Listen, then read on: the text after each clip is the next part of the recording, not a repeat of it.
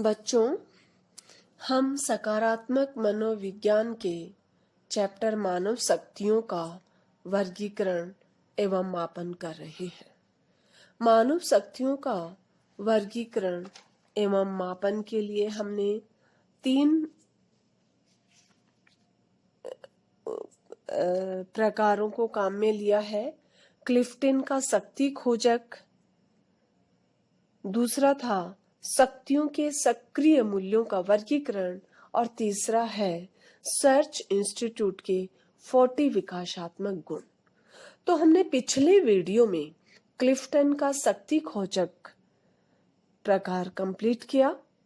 आज हम दूसरा कर रहे हैं शक्तियों के सक्रिय मूल्य का वर्गीकरण।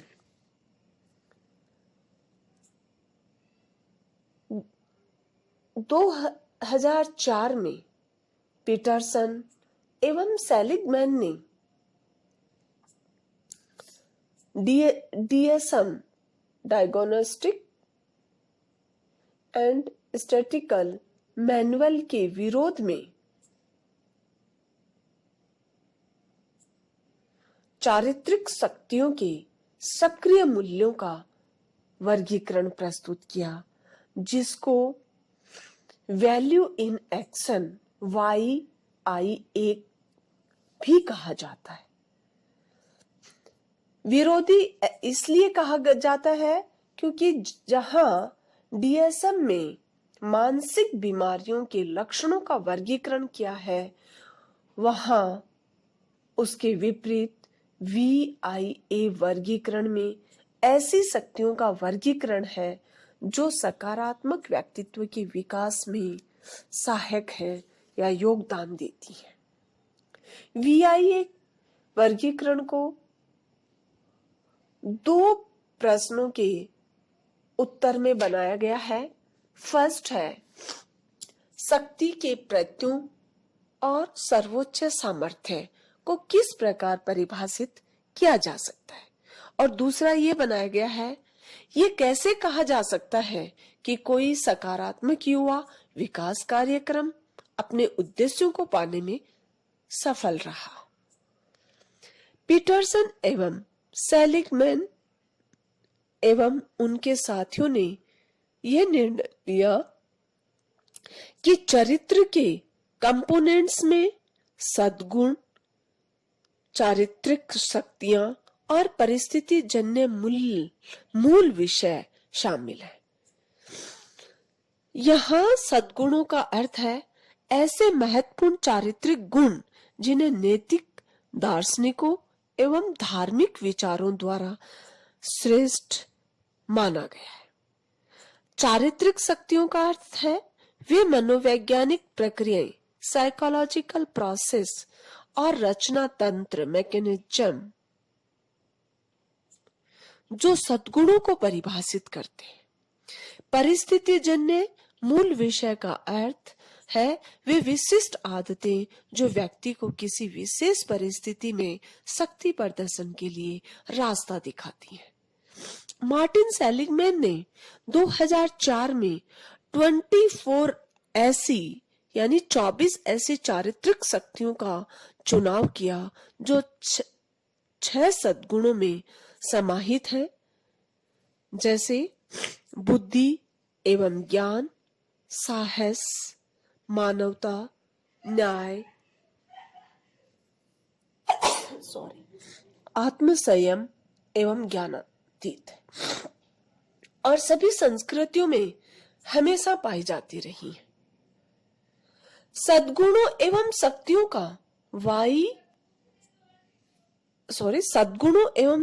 का VIA वर्गीकरण इस तरह से है। फर्स्ट है बुद्धिमत्ता एवं ज्ञान। इसका अर्थ है वह संज्ञानात्मक शक्ति जो अपरिहार्य रूप से ज्ञान अर्जन एवं उपयोग करती है। इसमें कई शक्तियां समाहित हैं।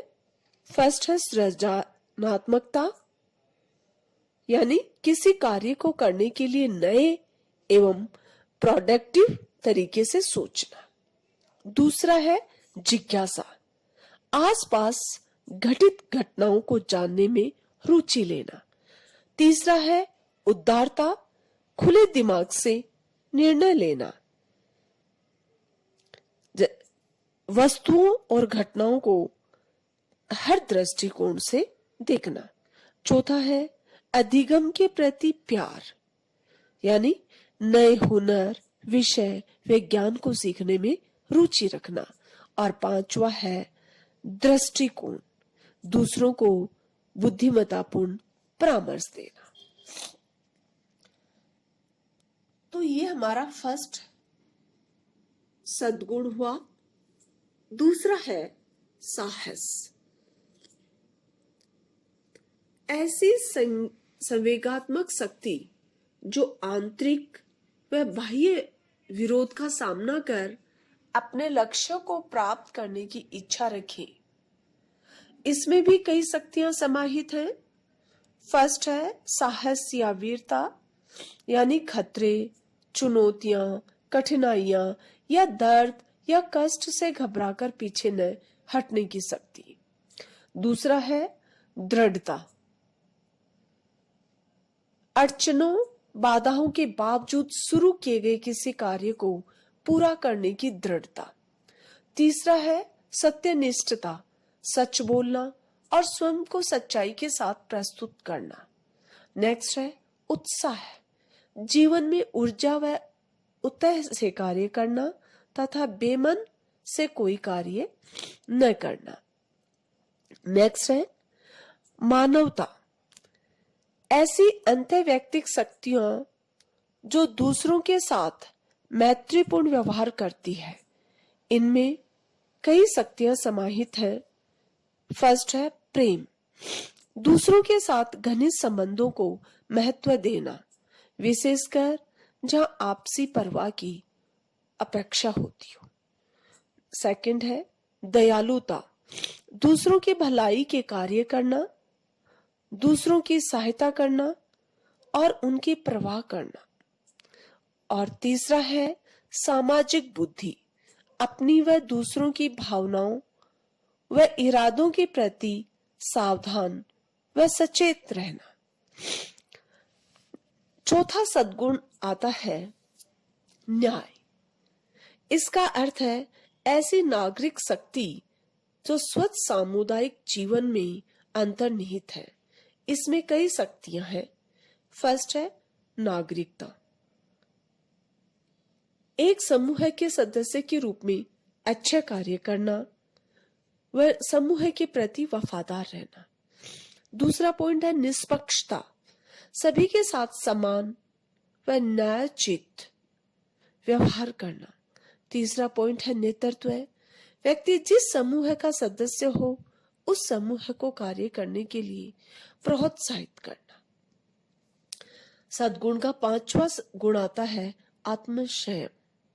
ये एक ऐसी शक्ति है जो अतिवादी होने से रोकती है। इसके अंतर्गत कई शक्तियां आती हैं।